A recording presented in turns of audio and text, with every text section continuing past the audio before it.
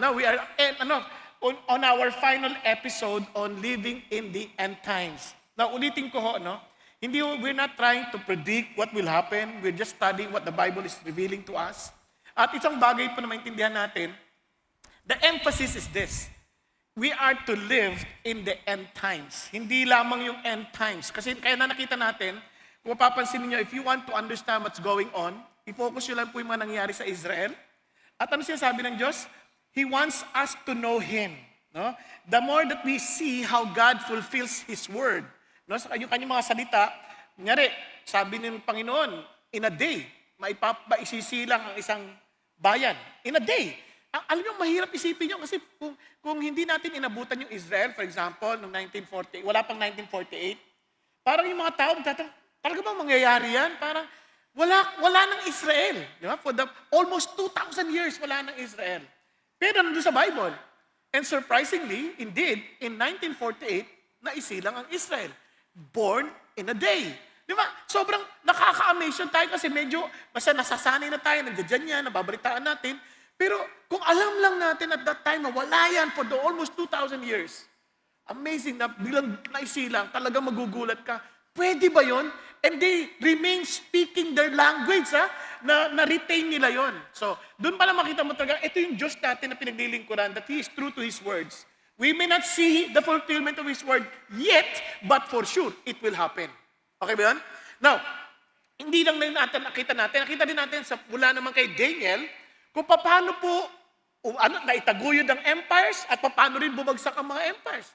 Can you imagine? Hindi mo ma-imagine paano Babylonian Empire babagsak. Wala halos kayong makikitang parang ito may kapangyarihan sa buong mundo. Parang ganyan, no? Wala kang trace na makikita. Ang Medo-Persian Empire, parang hindi mo makuha yung trace paano sila naging malakas na emperor, di ba? Na pamumuno sa buong mundo. Tapos sa sira yan, pinasok ng Grecian Empire. Parang hindi mo maintindihan. Sinabi detalyado ng Daniel kung ano mangyayari. And at that time, it was all future. At that time. Dito sa atin, pabalik naman tayo. Tapos nakita natin yung pag-unlad ng Roman Empire. Hindi natin maisip, paano babagsak ang Roman Empire? Ba't bumagsak ang Roman Empire? And there will be a revival of a new Roman Empire. But after that, darating ang empire ni Jesus Christ na hindi na masisira kailanman. Amazing, no? Now, nakita rin natin nung nakaraan na tinuro sa atin ni Paul at ni Pastor Peter, kung naalala ninyo, yung sinabi ni Jesus na, I will come again at any moment. Kaya nga, be ready. So ano ang sasabi sa atin? Una, know God. Pangalawa, be faithful. Then be ready. At nung nakaraan naman ay atin din tinignan yung bahagi na wala tayong enough time. So we need to be wise in the use of our time. So we need to be what? Alert. Diba? As God's warriors. We need to be armed with God's weapon. And finally, we need to be assured by the Word of God. Amen po? Now, ngayon naman po, titingnan natin itong bahagi na ito. Pero bago ko sabihin sa inyo, may kikwento muna ako sa inyo. Kasi napansin ko iba sa inyo ay malayo na, nasa end times na rin. But anyway, may kikwento ako sa inyo. Ayan. Iyan po ay si Cha Sasun. Yeah? Si Cha Sasun, naghahangad po siya na makapag-drive ng sasakyan. Sorry.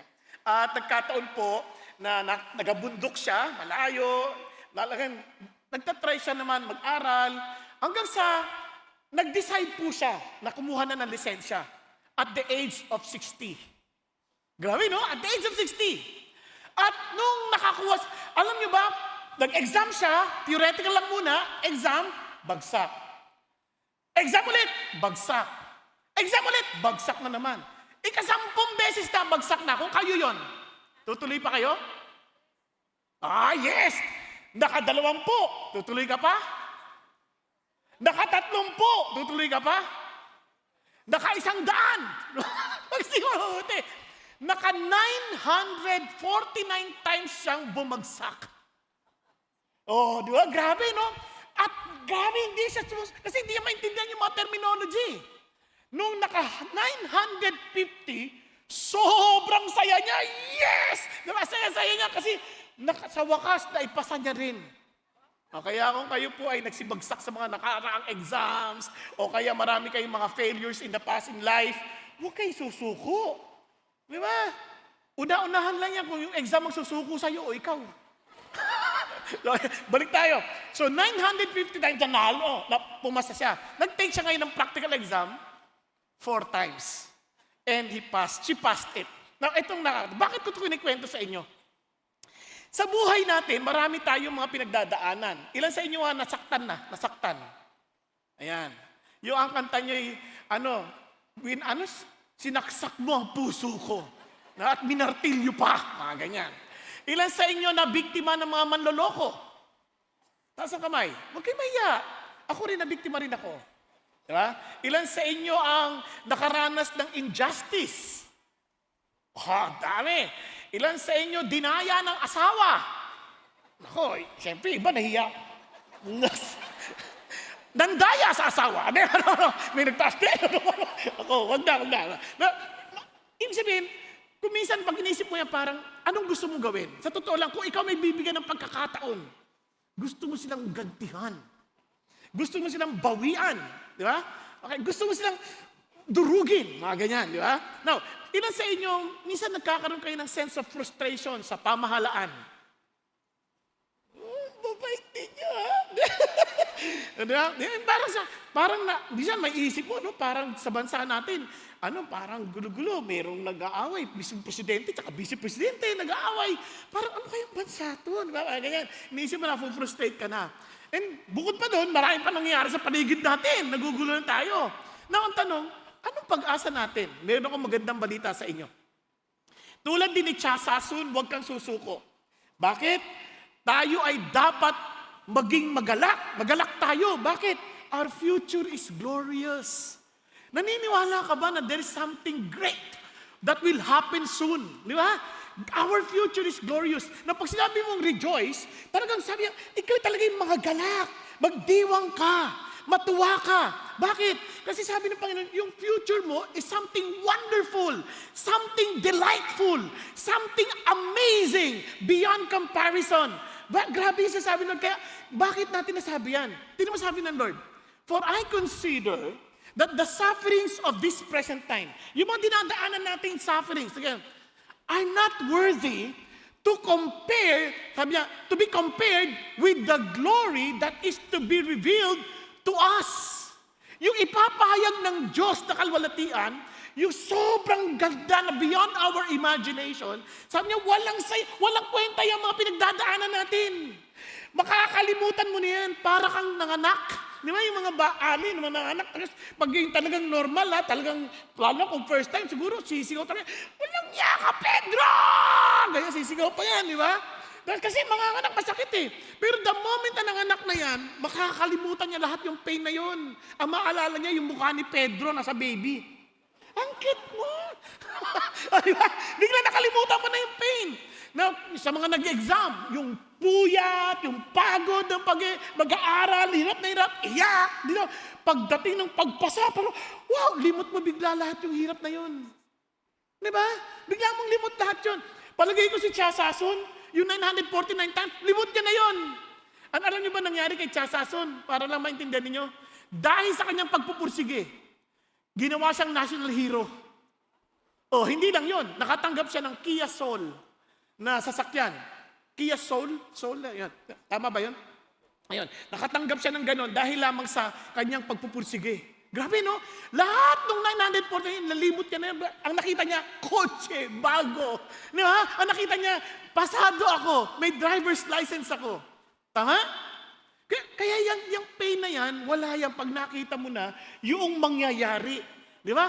Ang sarap ng sinasabi. Pagkasabi ng Lord, tingnan nyo ha, kahit tayo, minsan, na-frustrate tayo, Christian ba talaga ako? Parang, lagi na lang ako nagkakamali. Huwag kang sumuko. Bangon ka ulit. Bangon ka ulit. Huwag mo isipin na, wala na, galit na siguro si God sa akin. Hindi. Hanggat may hininga ka, hindi ka sinusuko ng Diyos. Diba? Bumangon ka ulit. Bumangon ka. Tingnan mo sabi ng Panginoon Diyos. And this whom He predestined, yung mga kanyang hinirang at pinili, sabi niya, tinatawag niya.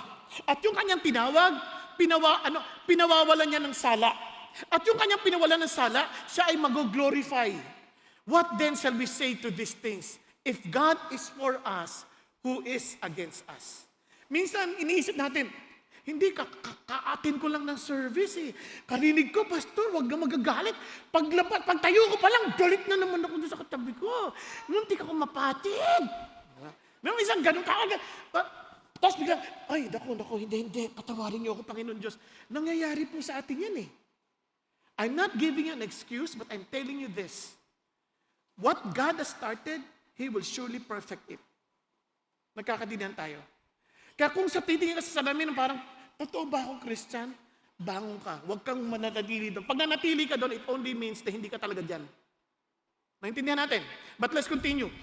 Ito yung sabi ng Lord, you will be glorified. Kaya titingnan natin ngayon sa bahagi ng pahayag ni John. Di ba? Nakita natin kay Paul. Nakita natin yung kay Daniel. Ngayon naman, nakita natin kay Jesus. Ngayon kay Paul, kay John. At ito po ang nangyari. Itong aklat ng Revelation or pahayag sa Tagalog, yung iba nagsasabi dapat apocalypse ang tawagin natin. Bagamat ibang translation apocalypse ang ginagamit, ako personally hindi ko siya magamit as apocalypse kundi pahayag. Kasi hindi buong liham na yan o buong propesiya na yan ay apocalyptic in nature o in genre. Mayroong mga bahagi lamang na apocalyptic. No, kumbaga, mahirap unawain. Mahirap kung sa panahon natin sapagkat yung pagkakasulat niyan, minsan yung mga figures of speech na ginagamit ay common sa kanila. Maaring hindi common sa atin ngayon. Sample lang, para magkaintindihan tayo ng konti. Halimbawa, magkikwento ko lang na dati nagbabiyahe ako sa Highway 54, tumatawid ako ng New York. Sa marami sa inyo, hindi nyo na maintindihan yon. Kasi ang alam nyo na, EDSA. At sa New York, hindi ka na makakatawid dahil sarado na yon, yung EDSA. Wala nang tawiran doon. Tama? Andiyan pa ba kayo? Ngayon pa lang, hindi nyo na naiintindihan sinasabi ko eh. Di ba? Nakuha ninyo? Kung yung mga ako naman, kaya ko naman alam yun kasi nagpapasada nga ako dati. Di ba? So alam ko yung dinadaanan namin ganoon. Kaya nga nung minsan nagbiro ako kasi late ako sa aking appointment. Sabi ko, pasensya na po kayo na late po ako. Kasi dumaan pa ako ng Detroit, tapos dumaan pa ako ng New York. No? Nung ikaw ay taga-Amerika, ha? Ang layo naman pinanggalingan mo. Pero Cubao lang lahat yun. Nakuha? So, sa konteksto ng paggamit ng mga salita, maaaring hindi mo ba iintindihan kasi iba yung panahon nila eh. Kaya halukayin pa natin yan. This was not really written to the scholars para sila na makakaintindi. No, this was written to the ordinary Christians at that time, which they can easily understand. Nagkakaintindihan tayo. Kaya naman, sabi ng Panginoon Diyos, tinan nyo, ang pahayag ni Jesucristo na binigay ng Diyos sa Kanya para ipakita sa Kanyang mga tagapaglingkod, referring to John. Sa mga bagay na mangyayari sa kinabukasan, sabi niya, at ipinadala niya ito, kinommunicate ito sa mamamagitan ng kanyang anghel. Di ba? Sa kanyang bondservant. Look at the words, bondservant, John. Pinakita ito kay John. Now, sa verse 2, pinakilala ni John kung sino siya. Then verse 3, anong saya, sabi niya. Ang mga makababasa nito, makaririnig ng mga salita ng propesiya na ito, at susunod sa mga nakarusulat dito, sabi niya, sapagkat ang panahon ay malapit na. You see, hindi lang sapat na basahin. Yung iba, pag binabasa yung Revelation, takot. Bakit ka natatakot? Pagpapahalayan sa atin. Yung iba naman, pag narinig na, end time pag-uusapan? Ayoko niyan. Hindi dapat ka pasaya tayo eh. Ano pa sabi niya? Lalo na, susunod tayo sa mga sinasabi tungkol doon. Kasi kahit anong alam natin, kung hindi naman tayo susunod, parang sinasabi mo na hindi totoo yan. Okay ba yan? Kaya susundin natin ano sinasabi ng Panginoon Diyos. Now, tingnan niyo po. Ano sinasabi ng Panginoon Diyos? Let's go to verse 19. Para na maintindihan ninyo, yung ano yung templo ng pahayag. Obviously, hindi natin aaralin yan ng chapter 1 hanggang 22 na sunod-sunod kasi mahaba yan. Baka hindi na tayo matapos. Dito tayo, simulan natin na summary. Therefore, isulat mga bagay na ito, yung mga nakita mo, yung mga nakikita, yung nangyayari na, at mga mangyayari pa. Okay? Ulitin ko may mga bagay na nangyari na doon sa mga mangyayari pa sa panahon ni John. Naunawang. So, ganyan ang ating basa. So, titingnan natin to. Binigyan niya ng good news sila. Sabi niya, kasi para maintindihan ninyo, yung mga Christians during that time, kawawa. Pinapapatay sila, pinakakain sila sa leon. Dinalagay sila kung napanood yung Gladiator, Lalagay sila doon para pagtawanan, paglaruan, patayin ng mga kawal, tapos talagang papakain sa leon. Kawawa ang mga Christians noon. Sinusunog sa plaza, kinukuha yung mga ari-arian, kaya yung pera na sa bangko nawawala. Kaya sobrang kawawang-kawawa sila. Tayo nga, minsan pipila lang tayo para ilakad lang yung papeles natin. Galit na tayo eh. Gadaan na tayo sa kasalanan para lang mapadali tayo. Pero sa Panginoon, sa kalanoon, kawawa talaga sila. Hindi sila basta makabili ng pagkain dahil Christian sila. Kaya kung sinasabi natin pinahirapan dahil Christian tayo, malayong-malayo pa tayo. Malayo. Ang tagal ng service, malayo pa tayo. Iba, nag-extend lang tayo ng 30 minutes. Ang tagal-tagal naman. Ano ka ba kung manood ka ng sining? Tagal-tagal eh. Doon, hindi mo napansin. Kala mo short reels lang yan. Pero ang tagal-tagal mo na nakaupo, nakakapanood ng short reels. Habang nagpipreach ako, hindi ka patapos. Naku, ano yung sabihin? Nasabihin, api na tayo, kawawa. Malayo pa tayo.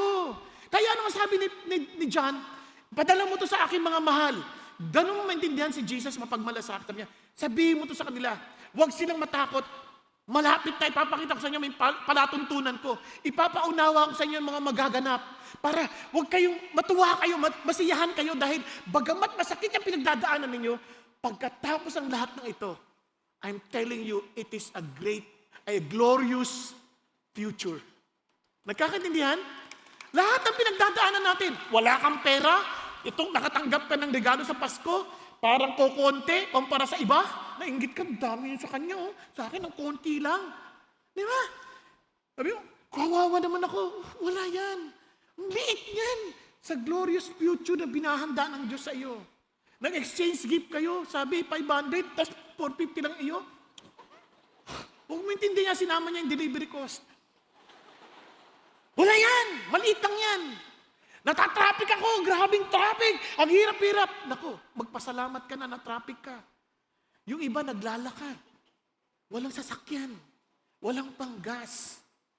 Pero wala yan. Sila, pinuputulan ng paa. Pag hindi nila tatanggihan si Jesus, puputulan sila ng paa. Pupugutan sila ng ulo. Malayo yan. Walang kwenta yung pinagdadaanan natin. Naintindihan po? Iniwan ka ng asawa mo dahil Christian ka? Wala yan. Sila iniiwan ng pamilya at iba pa, pinapatay sila ng sarili ng pamilya. Naunawaan na natin. Yan ang dahilan kung bakit sinulat ito ng Panginoon Diyos sa kanila. Para sabihin ng Panginoon sa kanila, mahal ko kayo, hindi ko kayo nakakalimutan. At ngayon, pinararating sa atin ng Diyos ito dahil gusto sabihin ng Panginoon Jesucristo, mahal ka niya at hindi ka niya nakakalimutan. He wants you to understand that there is a glorious future for you. Pakisabi sa katabi mo, may glorious future para sa iyo. Di ba? Yun ay kung kay Jesus ka ha. Kaya ito ang summary lang ng Revelation, hindi natin iisa-isahin. Yung chapter 1, ito yung ano yung nakikita mo ngayon. Yung chapter 2, ito yung kaganapan ngayon. Chapter 2 and 3 sa church ng Panginoon Diyos. At chapters 4:18 sa panahon ni John, future. At iba dito, future pa rin sa atin.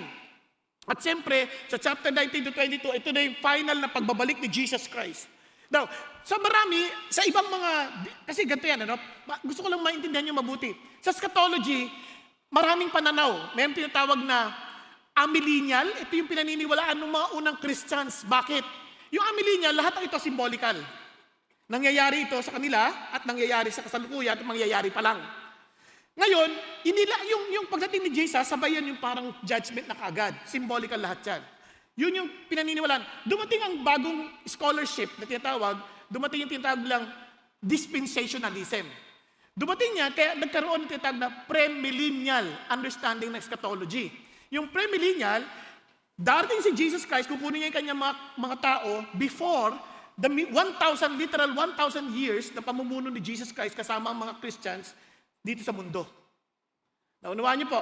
Ngayon, nahahati na naman ulit sa maraming paniniwala. May tinatawag na pre-tribulation. Bago magkaroon ng matinding tribulation, yung great tribulation na tinatawag, kukunin na muna yung church. Yung iba naman, sa gitna. Yung iba naman, sa dulo. Nagkakadinihan. Pero kahit ano't ano man, ang tiyak ako, babalik si Jesus, dumaan man tayo sa pagsubok o hindi, ang mahalaga, alam natin that we have a glorious future. Are you following? Okay tayo, ha? Ay, sinong tama? Huwag kayong mag-alala kasi dahil ito ay subject to interpretation dahil future, huwag tayo maging dogmatic dyan. Hindi ka naman mapupunta sa impyerno dahil hindi mo naintindihan ng maayos. Okay? Mapupunta sa impyerno kung hindi mo naintindihan si Jesus Christ. Kung wala kang ugnayan sa Kanya. Nagkakaintindihan. Okay tayo, ha? At yun ang gusto natin makita. Okay, so dito tayo. Halimbawa, ito mga 7 seals, 7 trumpets, 7 bowls. Ito ay paghahatol ng Diyos sa mundo para ipaghiganti rin ang mga kanyang mga anak. Kaya mapapansin nyo, minsan damay rin yung mga iba. Diba? Kaya sample lang. Walang makapagbukas niyan. Noong nasa langit, sa chapter 4, walang makapagbukas. Maliban na lang yung Lamb of God, referring to Jesus Christ, who died and rose again from the dead. Siya lang ang pwedeng maghusga sa tao. Kaya ano yung mga 7 seals na yan? Mabilisan lang ha, para maintindihan lang natin.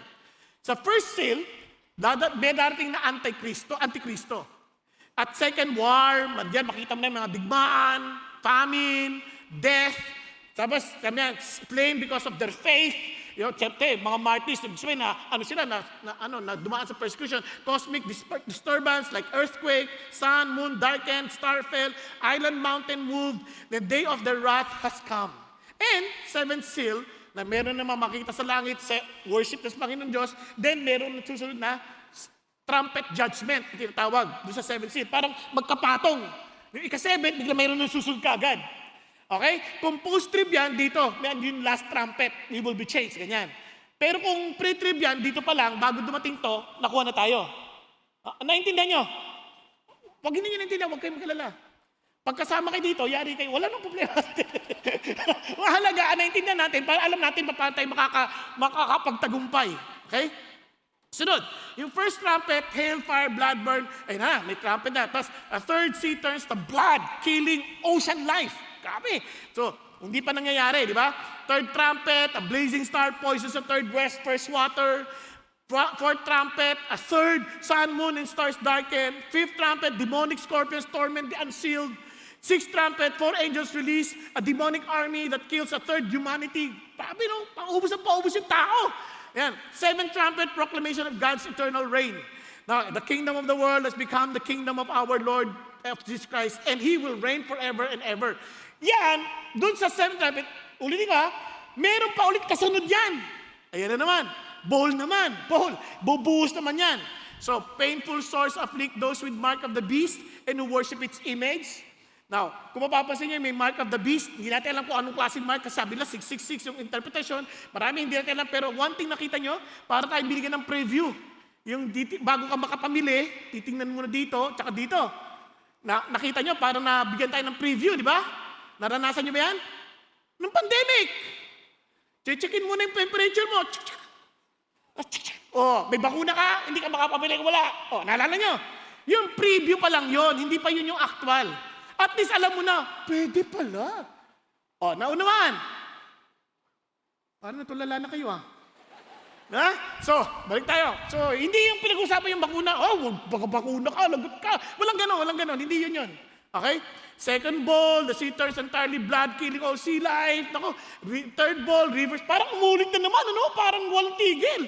Kaya, yan yung mga mangyayari. Now, kaya, kung mangyari man yan sa panahon natin at makakaranas din tayong ganyan, paano na tayo? Kala ko ba glorious future? Yes, para sa mundo yan. Para sa atin, itong ating inaabangan. Jesus will reign as King of Kings. Isipin mo kung yung tatay mo mananalo sa eleksyon. Hello? At yung tatay natin ang magiging ang hari ng mga hari. Hindi tapos lahat ang kalaban natin. Yung kung inaapi-api ka dyan sa eskwela, ikaw wala kang alam ha. Tapos, ubra na kayo ha. Tapos dumating yung tatay mo, hari ng mga hari. Tapos yan. Lahat yung mga nangiinsulto sa'yo, tapos. Inaapi ka sa opisina, biglang dumating tatay mo, may-ari ng kumpanya. Di ba? Yung mga drama ng Chinese ngayon, napansin nyo? Na parang inaapi-api, tapos biglang dumating, di mo ko lalak. Yan yung kwento, biglang darating yung may-ari, tapos sila lahat, yung namamahala, tanggal. Di ba? Birang, wow, God God, totoo ba to? Then hindi lang yun. Babaguhin niya ang lahat ng bagay. Yung ba naiinis ka sa mga nakikita mo, babaguhin ng Lord yan. Minsan nga, pagtingin mo pa lang sa salamin, naiinis ka na eh. Babaguhin din ni Lord yan. Mawawala na yan, tigyawat na yan. Promise, kasi wala nang sakit eh. Diba?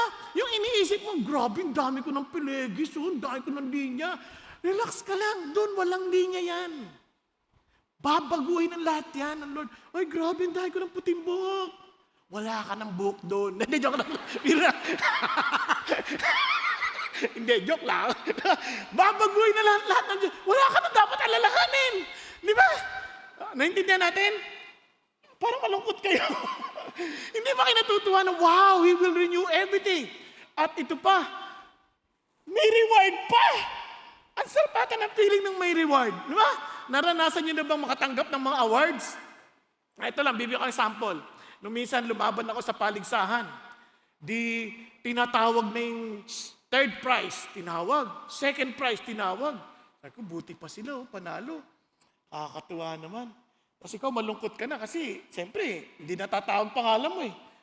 First prize. Biglang tinawag yung pangalan mo. The champion, Rita Saking Jr. Parang ako!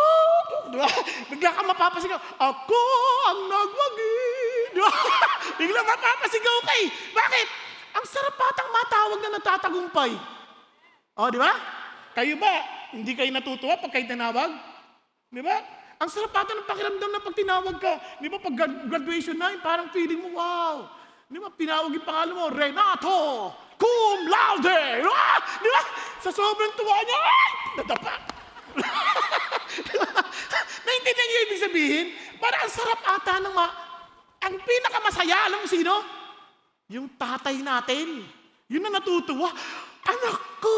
Oh, imagine the joy of our Father receiving those awards because of Him. Naintindihan niyo? Okay, yan eh. Ano pa lang naman? No, let's talk about Jesus will reign. Bakit siya magre-reign? Kasi siya nga ang hari ng mga hari. And Jesus Christ, the faithful witness, the firstborn of the dead, and the ruler of the kings of the earth. Pag sinabi mo firstborn of the dead, siya yung kauna-unahang nabuhay magmuli sa mga namatay. He overcame death. Sabi niya, to Him who loves us and released us from our sins by His blood. Diba? Kasi yung sin na yan ang magdadala sa atin sa judgment. Kaya sabi niya, nirelease tayo ng Diyos sa pamamagitan ng kanyang dugo. And He has made us to be what? A kingdom. Kingdom, priest to His God. Biruin niyo, pinili tayo ng Diyos para maging saserdote niya. Amazing. Tapos sabi niya, to Him be the glory and dominion forever and ever. Amen. Lahat ng papuri sa Panginoong Diyos. Now, tingnan niyo pa sinabi niya. Behold, He is coming with the clouds, and every eye will see Him, even those who pierced Him. Lahat ng mga even nagano sa Kanya, they will also be resurrected, then they will also see the very Jesus whom they pierced. And sabi niya, and all the tribes of the earth will mourn over Him. So it is to be. Amen. Hallelujah. I am the Alpha and the Omega, says the Lord God, who is and was and who is to come, the Almighty. Ako na yung simula at huli. Sino to? The very God of the Old Testament. And He's the very God who came.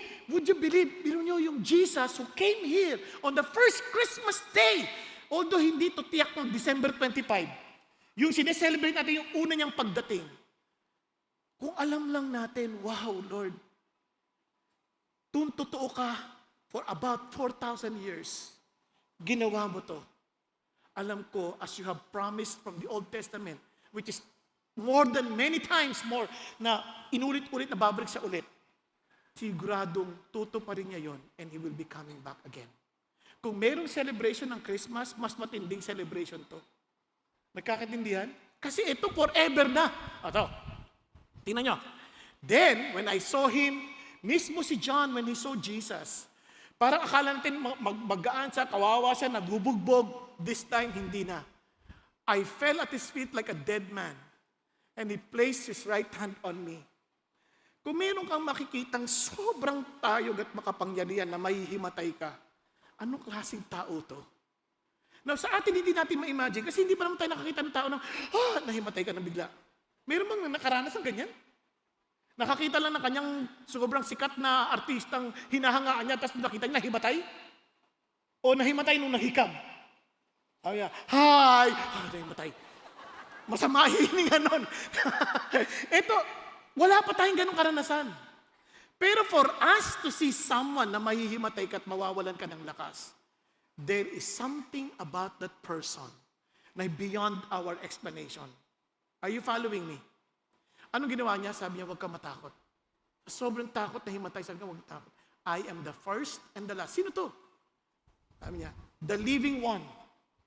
I was dead, and behold, I am alive forevermore. O sino yan? Si Jesus. And I have the keys of death and of Hades. Sabi niya, ako may hawak ng buhay ng tao. Kaya wag nating biru-biruin ang ating ugnayan kay Jesus Christ. If you are calling Him your Lord, don't ever think na, dahil Lord ko siya, mabait siya, I can do anything I want. Ano ka ba? Sinabi mo ang Lord, you will only do what He wants. Tama ba? Maraming tao ngayon, mga Christians, pinadala ko kanina ng video ng isang pastor.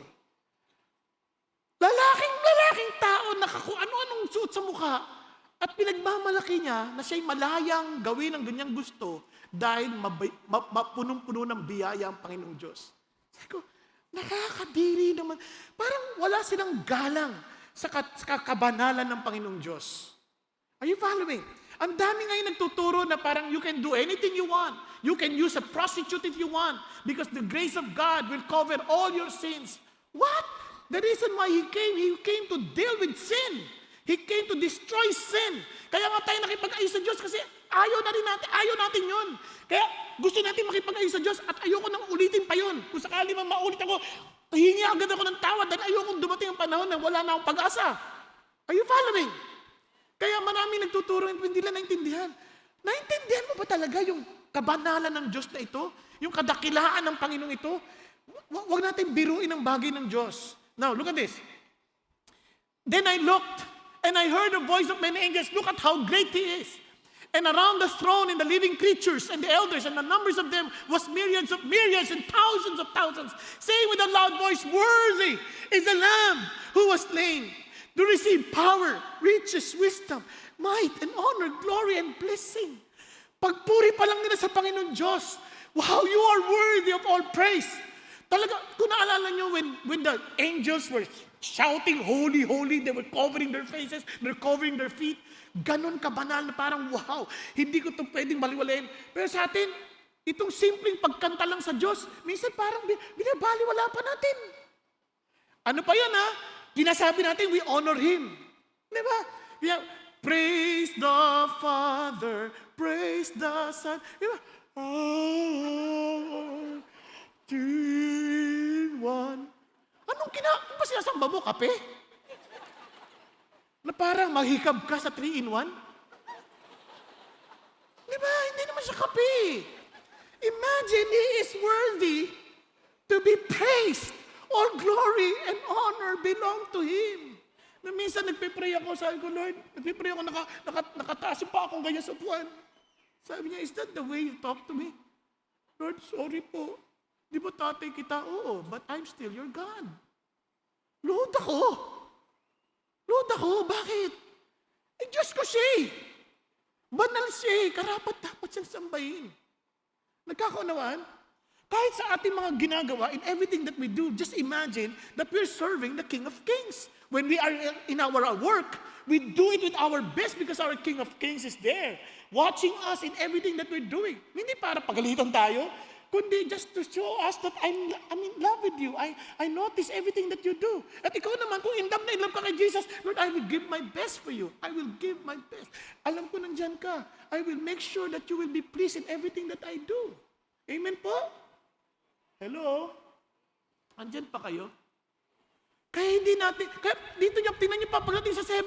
And after these things I look and behold, a great multitude which no one could count, from every nation and all tribes and pledges and tongues standing before the throne and before the Lamb, clothed with white robes, and palm branches were in their hands. Grabe! Ang sarap isipin, no? If we are doing our work, sharing the gospel to our fellow Filipinos, magugulat tayo pagdating sa langit, may kumakantang, dakila ka, O Diyos, tapat kang ang tunay. Kababayan ko yun, ha? Tagalog ang awitin niya. Di ba? Alam nga, pagdating sa langit, puro English na nagsasalta, sila lang naligtas. At yung mga Tagalog na sa impyerno. Gawin natin trabaho natin. Ako, ibanag po ako talaga. Nakarinig lang ako na ibanag doon sa MMRC. Papatingin ako agad eh. Tagalog pala yung sabi niya. Pero tonong ibanag na. Sabi ko, taga-Tugigraw ba kayo? Opo, taga-Tugigraw. Nagsalta na kami sa namin. Siyempre, ang saya-saya ko marinig ng mga kababayan, di ba? Imagine sa langit, bilang dami-dami, tapos ang daming Pilipino nagpupuri sa Panginoon Diyos sa Tagalog. Salamat, salamat, O Jesus, sa pag-ibig mo. Di ba? Ang sarap nun. Alam lang ng give thanks with a grateful heart. Walang masamang mag-Ingles. Pero lahi nila rin yun, tayo rin. Magdala rin tayo ng maraming kaluluwa sa Panginoon Diyos. Di ba? Kaya sabi niya, and they cry out with a loud voice saying, salvation to our God who sits on the throne into the Lamb. And all the angels were standing around the throne and worship God saying, Amen! Hallelujah! Blessings and glory and wisdom and thanksgiving and honor and power and might be to our God forever and ever. Amen. Yan ang ating Panginoon. Yan ang ating sinasamba. Kaya, kahit man sabi niya, and I said to me, my Lord, you know, and He said to me, these are the ones who come out of the great tribulation. Yang multitudes na yan, yeah, they suffered in your name. They suffered because they believe in you. They suffered because they walk in righteousness. And Lord, now that these people who were suffering are now rejoicing in the presence of their God. And they have washed their robes and made them white in the blood of the Lamb. Nakakita na kayo ng hinugasan ng dugo na naging puti. Ang hirap isipin, no? White robes, ang dugo pula. Parang sinasabi ito, this purifies us. And sabi ganoon, for this reason they are before the throne of God and they serve Him day and night in His temple. And He who sits on the throne will spread His tabernacle over them. Ano sinasabi niya? Niyayakap sila lahat ng Diyos. Niyayapos silang lahat. Ang sarap. Parang wow. Ngayon, sabi ni Jesus, babalik na ako. Babalik ako. Kaya sabi niya, kaya in-envelope niya yung revelation ng chapter 1, He's coming with the clouds, and sa chapter 22, sabi niya, behold, I am coming quickly, my reward is with me. Nakuha niyo? So, anong gagawin ni God pagdating niya? Ito gagawin ni Jesus. And I saw heaven open, and behold, a white horse. And he who sat on it is called Faithful and True. Ito yung totoong white horse. Ito na yung victory. And righteous He judges and wages war. He is clothed with a robe dipped in blood, and His name is called the Word of God. Naalala niyo si Word of God? John chapter 1. In the beginning was the Word, and the Word was with God, and the Word was God. Naalala niyo? And He became human. And He dwelt among us. Diba? Sa 4:2, si Jesus Christ yan. Now let's continue. And the armies which are in heaven, clothed in fine linen, white and clean, were following Him on white horses. From His mouth comes a sharp sword. Can you imagine, ha? Nai-imagine, parang ang talas sa sword na yan. Sabi niya, so that with it He may strike down the nations and He will rule them with a rod of iron. Lahat yan maniniklod sa Panginoon Kristo. Every nation. Wala yan. Kung buhay pa si Putin by that time, pati si Putin kasama. Kasama si Trump. Kasama lahat naman naghahari to submit and to bow down before the king. And they will be ruled with a rod of iron. In this time, hindi na yung meek na hari, dito yung judge na hari. Are you following? And He will rule them. And on His robe and on His thigh, He has name written, King of Kings and Lord of Lords. Wala na magmamalaki.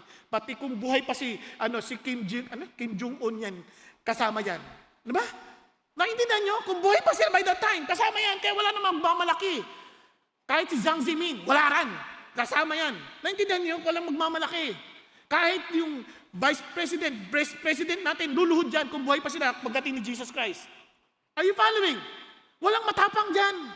Walang matapang. Lahat luluhod sa Panginoon Kristo because He is the King of Kings and the Lord of Lords. Inaapi ka? Sino nang-api sa'yo? Tatay mo, King of Kings, Lord of Lords. Yung tatay ko po, ginugulpi ako. Kung hindi yan magre-repent, tanda mo, sabit siya dito kay King of Kings. Dahil ito ang totoo mong tatay. Are you following? Hello? O, tuloy tayo. Then I saw an angel coming down from heaven, holding the key of the abyss, a great chain in his hand. And he laid hold of the dragon, the serpent of old, who is the devil and Satan, and bound him for 1,000 years. Kahit si Satan, walang magagawa sa kanya. Yung minsan, parang sabi, Lord, talo na naman ako, wala akong kalaban-laban. Kasi nakakalimutan mo kung sino yung Diyos mo eh. Mas makapangyarihan siya kaysa diyan. Di ba? Well, kinakatakutan mo sa demonyo yan. Di ba? Pag mayroon na inaalihan ng demonyo doon, nagwawala. Tatakot na. Ano ka ba? Greater is He who is in me than he who is in the world. Are you following? Iba natatakot. Daga lang, kinakatakutan pa. Ano daga? Kunin mo at kagatin mo. Walang magagawa yan. Di ba? Walang magagawa yan. Daga lang yan eh. Ngayon iba takot na takot. Meron lang dumano. Ay, kumakaluskos. Anino lang yun. Ano ka ba? Parang nakalimutan ba kung sino si God? Now, listen to this. Ito na. Anong gagawin ni God pagdating niya? Tingnan nyo. And they came up on the broad plain on the earth and surrounded the camp of the saints and beloved city. Fire came down from heaven and devoured them. Sinunog sila lahat. And the devil, who deceived them, was thrown into the lake of fire. Wala siyang magagawa, sisi. Kaya hindi siya ang hari ng impyerno. Siya ay itatapon doon. Naintindihan? And brimstone, where the beast and the false prophets are also. And they will be tormented day and night forever and ever. Walang di mo 24/7 ha? Walang tigil yun. Na-imagine nyo ba yun? Forever and ever. Eternity yung pinag-uusapan. Hindi ito 10 araw, hindi ito 100 taon, hindi 200 taon. Kahit mamayani ka ng 100 taon sa mundo na to, wala yan. Walang pusing yan sa eternity. Naunawaan? Kaya yung mga masters, listen to this, kung kayo yung master sa trabaho, sa kumpanya, huwag kayong siga. Huwag kayong, trabaho mo. Lakas mo! Huwag kang siga. Kasi paano kung anak ng Diyos yan, yari ka. Pananagutan mo yan. Kayo naman mga nagtatrabaho, yung amo nyo, hindi yan ang amo nyo, si Jesus. Pag ninakawan mo yan, ninanakawan mo si Lord. Lagot ka din. Kaya wag natin binibiro yung mga ganyang bagay kasi we need to understand we're doing this all for Him. Kasi ganito, tinyo ha, akala niyo ba si Satan lang, kasama yung beast, saka yung mga false prophets? Kaya yung mga false prophets, tatapang pa minsan eh. Wag relax ka. Lahat naman tayo uhusgahan. Now, tinyo ha, and then I saw a great white throne, and Him who sat upon it, and whose presence earth and heaven fled away, and no place was found for them. Then I saw the dead, the great and the small, dakila at mahindi. Kami niya, nakita ko, lahat ng namatay kasama, standing before the throne, and the books were open.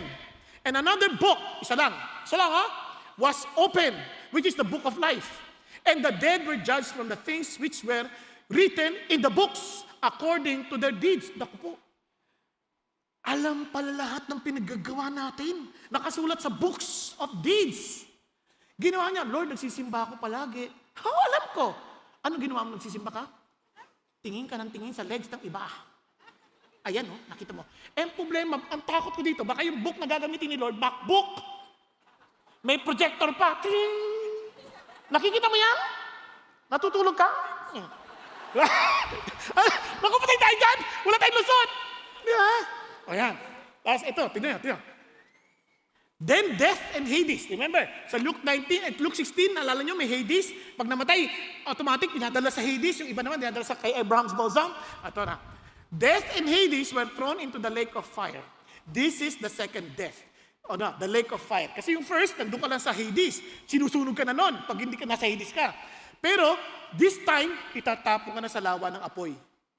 And if anyone's name was not found written in the book of life, isang aklat lang yon, he was thrown into the lake of fire. No, mayroong pag-asa. Hindi ka i-judge based on the book of deeds kung ang pangalan mo nasa book of life. Diba? Kung nasa book of life ka, yes, praise God. But how would I know? How would I know that I would be in the book of life? Naalala niyo sabi ni Abraham doon sa mayamang lalaki, the rich man? Sabi niya, if they do not believe in the writings of Moses and of the prophets, they will not be saved. They will not also believe in someone who rose again from the dead. Naalala niyo yun? Ano ba yung sinasabi ni Abraham doon? Sa mga Hudyo, alam nila ibig sabihin ng writings of Moses and of the prophets. Tignan nyo, sa John 1:45, for example, Philip found Nathanael and said to him, "We have found him, of whom Moses in the law and also the prophets wrote, Jesus of Nazareth, the son of Joseph." Maliwanag sa kanila that unless they believe in Jesus Christ, that Moses wrote about and the prophets wrote about, they will not be saved. Kaya sabi ni Jesus sa John, "Truly, truly, I say to you, he who hears my word and believes him who sent me," referring to God the Father. Kaya hindi mo pa pwedeng si Jesus, triune God eh. May Trinity. And believes in him, has eternal life. And does not come into judgment. Hindi ka na mahahatulan. And but has passed out of death into life. Hindi ka na itatapon sa lawa ng apoy. So in other words, para ikaw ay mailagay doon, maisulat yung pangalan mo sa Book of Life, ano ka lang? You need to trust in God and believe in Jesus Christ whom He has sent. Pag sinabi mong believe in Jesus Christ, hindi, naniniwala ako. Hindi. Because I believe in you that you are God, I will follow you. Yun ang totoong belief. Yun ang sasabi ni Paul, I believe, therefore I speak. Tama ba? Andiyan pa kayo? Ang ganda ng pananampalataya. Relax.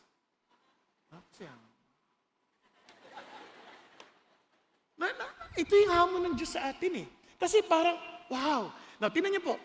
Kaya sabi ni Paul, tingnan niyo kung alam natin na ligtas na tayo, Christian tayo, wala nang room for bitterness. Wala nang room for vengeance. Wala na. Tingnan nyo. Sabi ng Lord, kasi si Lord din maggaganti para sa atin, tama ba?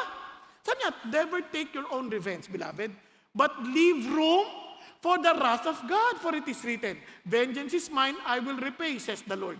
So, kasi si Lord naman maghuhusga sa kanila eh. Kumbaga ngayon, parang panalo sila ngayon, natutuwa sila. Huwag ka mag-alala, may araw din yan. Sa katunayan, maawa pa nga tayo sa kanila. Pag-pray pa rin natin silang ma-realize sila na maikli lang yung panahon ng mamamayani ng kasamaan. After one, judge din sila. Kaya tayo, taawa tayo. Kaya sabi ng Lord, ganun pa man, dahil ikaw Christian ka, ang gagawin mo? Pag yung kaaway mo, yung aaway sa'yo, gutom, pakainin mo. Huwag mong batuhin ng tinapay. Kasi pag binato mo ng tinapay, galit ka pa rin. Di ba? Binato ka ng bato, kumuha ka ng tinapay, binato mo rin. Oh. Galit ka pa rin nun, di ba? Ang masama, hindi mo inalis sa garapon. Di pareho lang. Nakuha nyo, sabi ng Lord, hindi ganon. Pakainin mo. At kung uhaw, painumin mo. Huwag mo lagyan ng chlorine. Ng yung cyanide. Painumin talaga. Di ba? Sa totoo lang, di ba narasaktan tayo sa maraming pagkakataon? Minsan gusto natin gantihan, gusto natin i-text na pabalik, makapal ang mukha mo. Huwag na.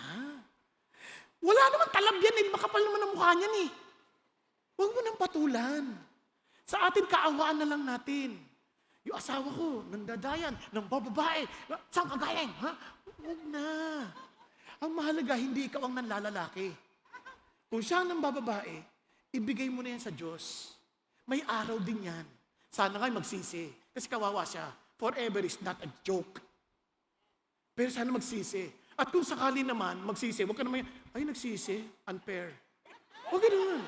Lahat tayo makasalanan. Lahat tayo makasalanan. Kaya tayo kailangan ng awa ng Diyos. Are you following? Kaya nga natin ginagawa ng mabuti para mapanalunan natin sila sa Panginoon Diyos. Kaya tingnan yung word, ha? Do not be overcome by evil, but overcome evil with good. Diba? Pag gumanti ka at pinatulan mo, na-overcome ka na ng evil. Evil ka na rin. Sayang naman. Diba? Sa sasakyan, alam nyo, maraming beses na akong gusto humabot. Diba? Overcome evil with God. Oo nga, Lord. Minsan gusto mo, sobra na kayo. Overcome evil with God. Nakuha niyo po. Minsan sa maraming pagkakataon, yes, minsan nagagawa mo, na-overcome ka ng evil eh. Di balik ka na sa Lord, hindi ka ng tawad. Sa susunod, alam mo na. Sa bahay, galit ka sa kapatid mo, ba't masinot yung damit ko? Damit lang yan. Overcome evil with good. Dahil lang sa damit, gusto mo pa siya ma-impyerno. Grabe ka naman. Nakuha ninyo? Kaya nga, walang lugar ang sama ng loob sa Christians. Kaya nga, ang utos ng Diyos sa Christianity, love one another as I have loved you. I redeemed you from eternal punishment. Kaya wala tayong dahilan to remain bitter. Alam nyo, check yung heart natin. Pag narinig niyo yung pangalan, anong epekto sa'yo? Nagbabago ba yung desisyon mo? Bigla bang parang ayaw mo siyang kausapin? Pag narinig mo lang yung ginawa niya na nagtagumpay siya, natutuwa ka ba o nalulungkot ka? I-check mo. Kung hindi, ibigay mo na sa Diyos. Lord, patawarin ninyo ako. Do not let bitterness reign in me because you love me and let your love overcome this evil. Nagkakaintindihan? Kasi sa totoo lang, sasabihin ko sa inyo, kung sino yung kinaiinisan mo, makikita mo tawa pa ng tawa. Ikaw hindi nakakatulog, siya tulog na tulog habang nasa service. Tingnan mo siya, tulog na tulog, ang kapal ang mukha. Talo ka. Hayaan mo na yun sa Diyos. Di ba? Ang basta gawin natin pinagagawa ng Diyos sa atin. Amen? Kaya ano sabi ng Lord? Wag mo alalahanin yan. Kasi sa halip, sabi niya, for you, tingnan nyo sila, accepted joyfully the seizure of your property. How could they do that? Yung property sila, kinuha na, masaya pa sila. Knowing that you have for yourself a better possession and a lasting one. Dinaya ka na, kinuha na yung mga bagay para sa'yo, masaya ka pa. Yes, kasi meron mas magandang kapalit eh. And sabi niya, therefore, do not throw away your confidence, which is a great reward, for you have need of endurance, so that when you have done the will of God, you may receive what was promised. Di ba? Lugi ka naman, ikaw na nga inapi, ikaw pang ano. Hindi ako napi. God will take that personally. Just like Saul, sabi ni Lord Jesus, Saul, why are you persecuting me? Pinersonal niya si Saul. Pine-persecute ni Saul yung church, pero sabi niya, bakit mo ako pine-persecute, ha? Kaya si Saul, sabi niya, you will suffer for my name. Kasi si Lord, siya ang tatayo for us, for our defense. Amen? Kaya sabi mo sa katabi mo, huwag ka nang matakot. Our future is glorious. That Jesus will come. Amen. Hallelujah. Then He will renew all things. Wow. Totoo. Yes. Lahat yan papabaguhin ng Lord. Tingnan nyo. Sabi niya, He who sits on the throne. Kasi hari na siya, di ba? King of the King. Behold, I am making all things new. And He said, write, for these words are faithful and true. Babaguhin niya lahat yan. Yung mga pinagmamalaki ng maraming tao ngayon, wala na yan. Sabi, babaguhin ng lahat yan. Now, tingnan niyo sabi ng Lord, then I saw what? A new heaven and a new earth. For the first heaven and the first earth passed away. There is no longer any sea. What? Wala ng dagat. Ano ibig sabihin yan? Wala ng bagyo. Wala ng tsunami. Wala ng baha. Wala na yung mga bagay na kinakatakutan natin. Wala ng Diyos. Naintindihan niyo? Wala ng pating. Bakit? Wala ng dagat. Ang saya-saya natin ito, parang, wow, puro lupa sa saan ganun. Then I saw a holy city, New Jerusalem, coming down out of heaven from God, and made ready as bride adorned for her husband. Alam niyo ba yung bagong ito hindi tayo aalis sa lupa, mismong itong katawan na bibigyan tayo ng bagong katawan, merong bagong mundo, yung langit ang bababa sa mundo. Nakita niyo? Coming down out of heaven from God, made ready as a bride adorned to her husband. Parang, wow, nai-imagine niyo yung ganda ng babaeng pababa na parang inihanda pa sa kanyang asawang ikakasal. Diba? Alam niyo, yung groom nakaabang dito, bigla, pababa na din. Parang, bubuksan na yung pintuan. Grabe yung, nakakita na ba kayo kinakasal? Yun ang pinakamaganda niyang anyo sa buhay, tadang buhay niya. Di ba? Pagbukas na gano'n, tapos nakasarado pa yun, surprise, di ba? Parang mapapaawit ka.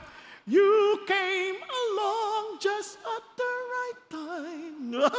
Parang, di ba? Parang wow. Sobrang, ikaw ang bigay ng may kapal. Nai-imagine nyo na? Ang saya, no? Yung iba nalulungkot kasi dalaga ako eh. 50 years na ako, naghihintay. Huwag kang mag-alala. You will be part of the bride of Christ. Kung hindi ka man naikasal dito, si Jesus ang groom mo, ano ka ba? Alam niyo, ibig sabihin ng groom, pagagandahin ka niya lalo. Kasi nga groom bride, groom.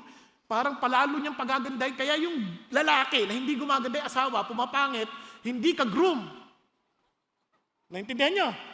Kaya magsisi na kayo. Kailangan gumaganda asawa natin. Ayos ba yan? Kaya tingnan niya asawa ko. Maganda na talaga yan. Noong pa man. Di ba? Lalo pag gumanda. Hallelujah. Di ba? Nabalik tayo dito. Nasasabi niya, then I heard a loud voice from the throne saying, behold, the tabernacle of God is among men, and He will dwell among them, and they shall be His people, and God Himself will be among them. So, grabe no, si God na mismo, kasama na natin. Hindi natin, yun lang pong magkaroon ako ng foretaste ng Diyos at any time na meron alam kong kasama ko siya. Ang saya-saya, kaya sabi nga ni David, in His presence, there's fullness of joy. Foretaste lang yun. Diba? Si Moses nga sabi ni God kay Moses, o sige, pumunta na kayo sa lupang pangako, paunahin ko na yung anghel doon, palulupigin nyo na sila, pero hindi ko kayo sasamahan. Sabi, hindi na lang po ako aalis, Lord, kung hindi nyo akong sasamahan. Sabi ni Lord, okay, I will go with you, and I'll give you rest. Wow! Yung palang foretaste ng presence ng Diyos, sobrang sarap na. Paano pa kaya yung talagang kasama mo na siya? Naalala ko, narinig isang preaching ni ni Dr. Bruce Wilkinson. Sabi niya, sa langit daw, may mga distansya daw. Iba malayo sa Diyos, iba malapit sa Diyos. Siyempre, naiyak ako. Sabi ko, Lord, gusto ko, malapit ako sa iyo. Ba't ganon? Iyak ako ng iyak, Lord. Asa habang nagdadrive ako, nasinagan ako ng araw. Sabi ko, ang liwanag. Sabi ni Lord, di ba ako ang ilaw sa templo na to? Sa langit, wala nang araw, wala nang buwan. Lahat ng tatamaan ng liwanag ko, ibig sabihin, katabi ko. Kaya, isipin mo, katabi mo si Lord lagi. Ano pa? Sarap nata ng parang, naintindihan niyo ba ibig sabihin nun? Hindi ko alam kasi hindi ko ma-explain sa inyo kasi pag nagpe-pray ako, alam kong kausap ko si God, hindi ko ma-explain yung saya ko eh.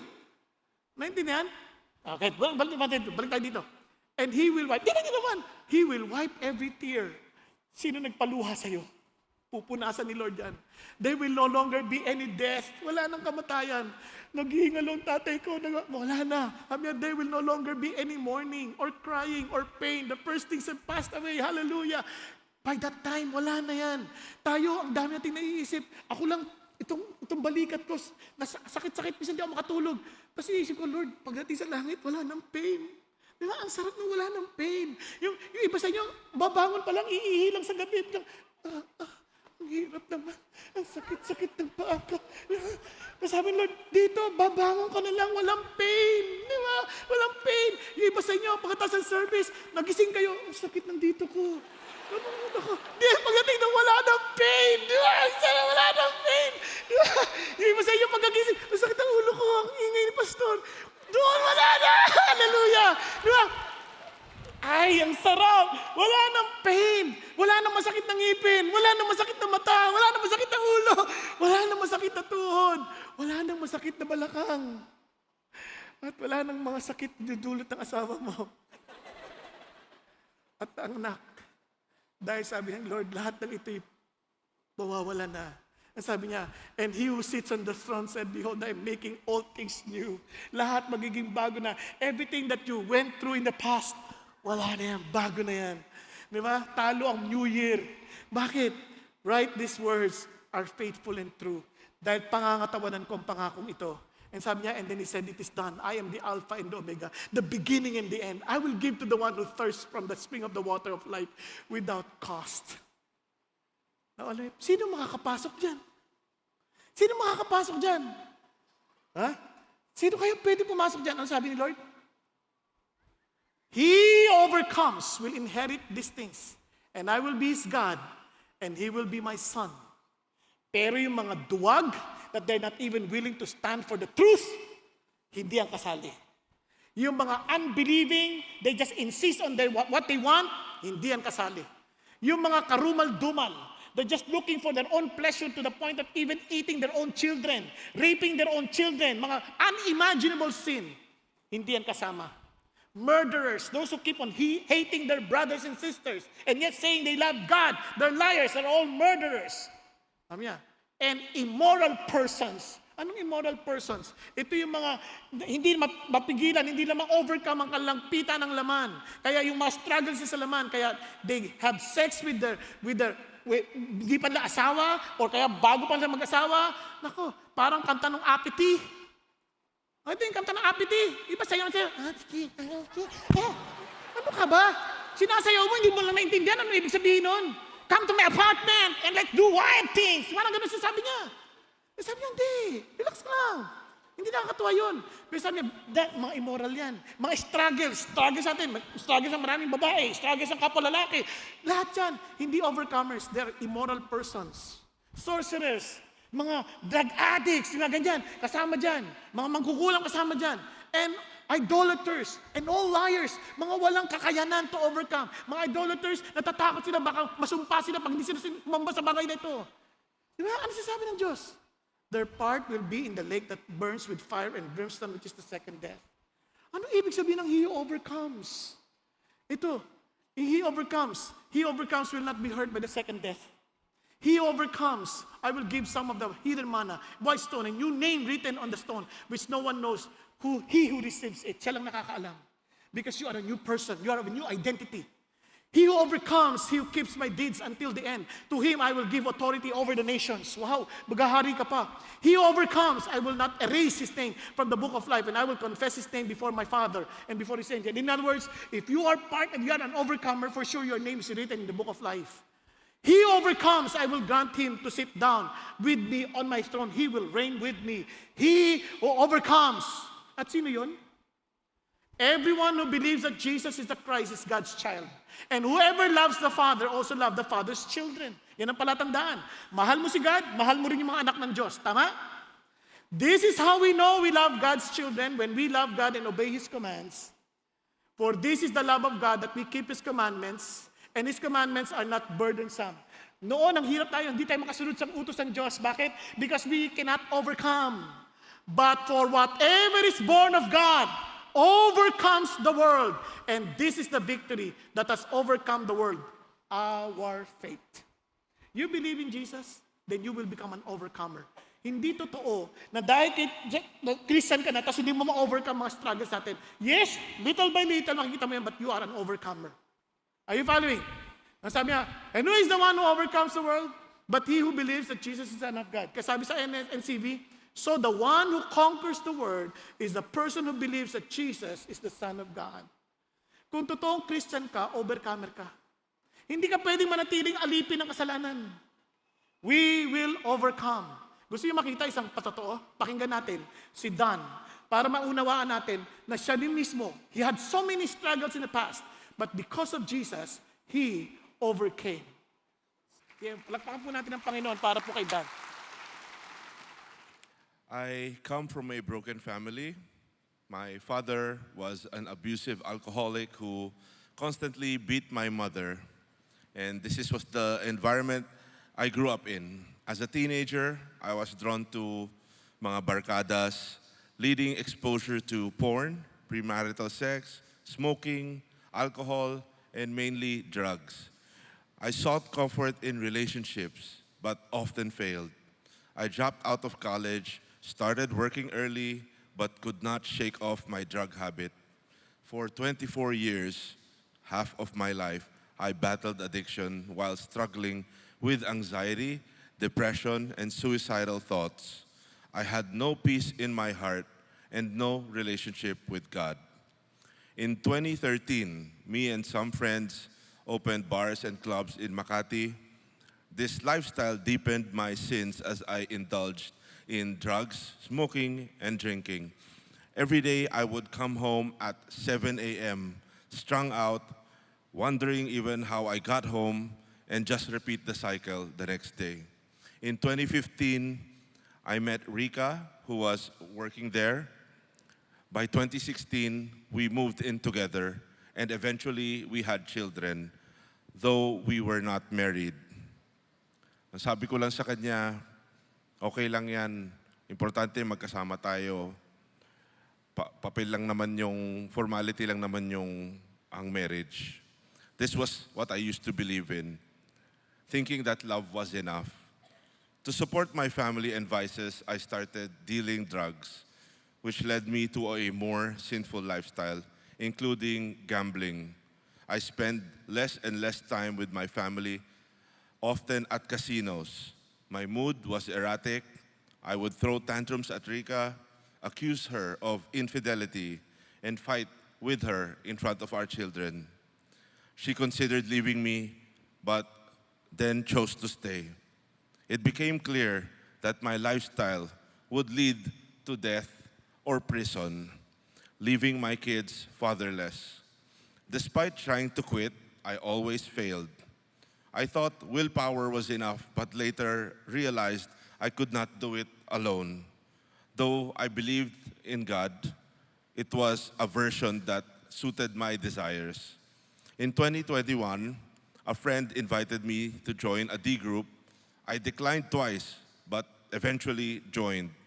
Through this group, I learned more about God through Bible reading and prayer, understanding the gospel and how Jesus truly loves us. I began walking in faith and staying sober. However, after a year, I stumbled back into drug use. Deeply convicted, I cried out to God, praying for deliverance from addiction. During this time, I left my D group chat feeling unworthy. Sleepless nights followed until I opened my Bible and read 1 John chapter 1, verse 9. If we confess our sins, He is faithful and just and will forgive us our sins and purify us from all unrighteousness. This verse brought peace, showing me that even someone as undeserving as me could be forgiven. That day, I surrendered my life to God, trusting Him to fight my battles. My D group did not give up on me, persistently guiding me back. By faith, I continued my walk with God.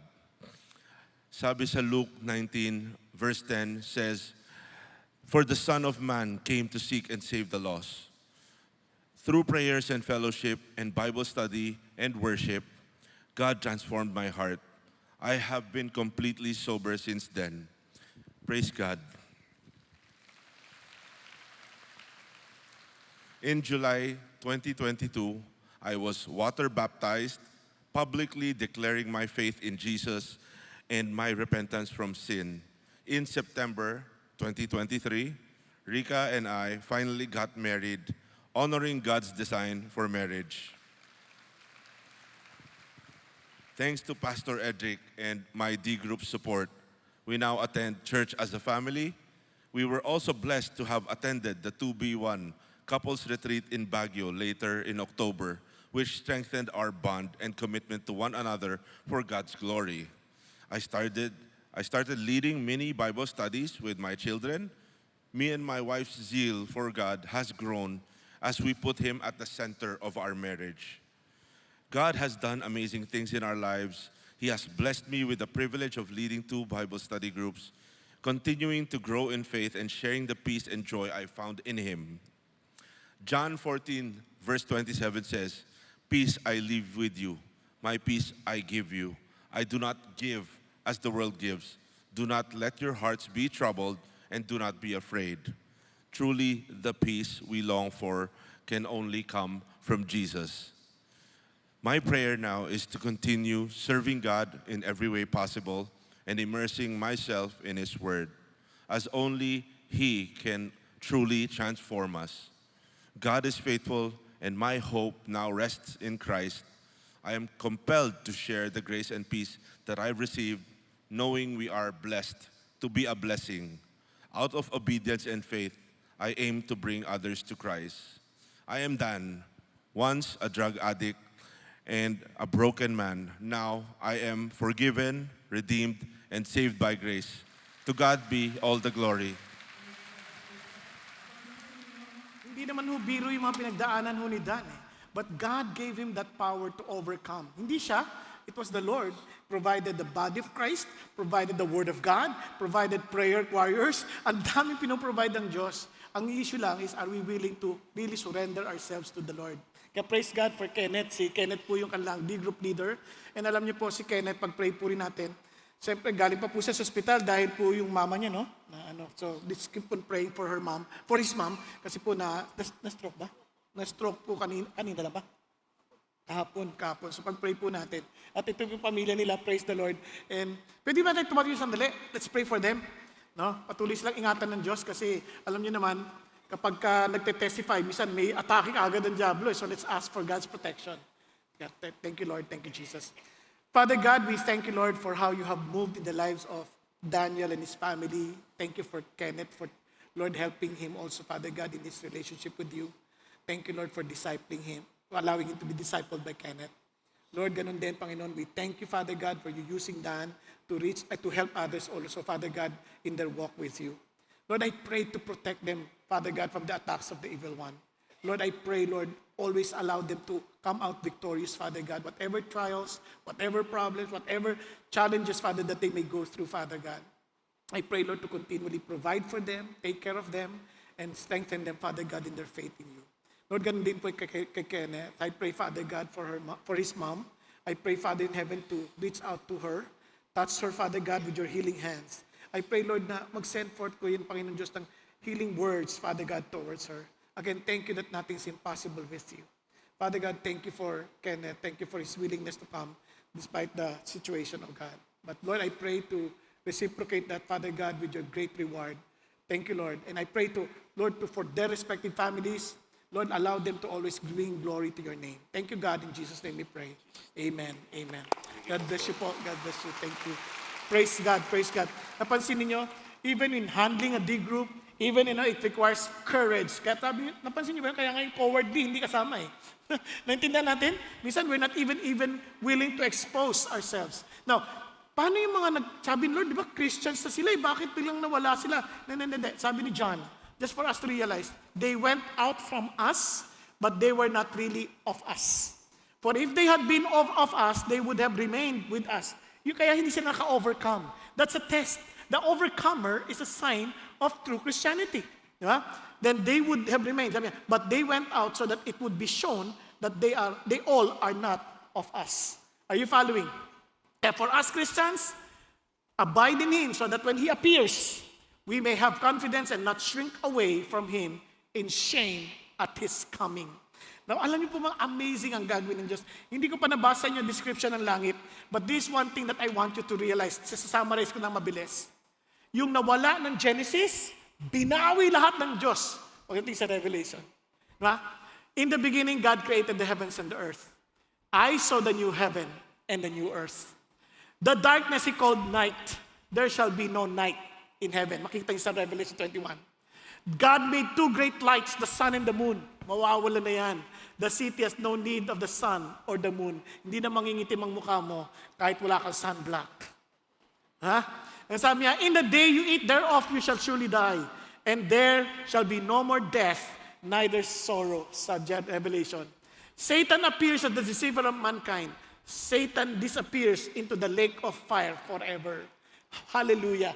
Praise God. And sabi niya, shown a garden into which defilement entered. Shown a city, there shall in no wise enter into it anything that defiles.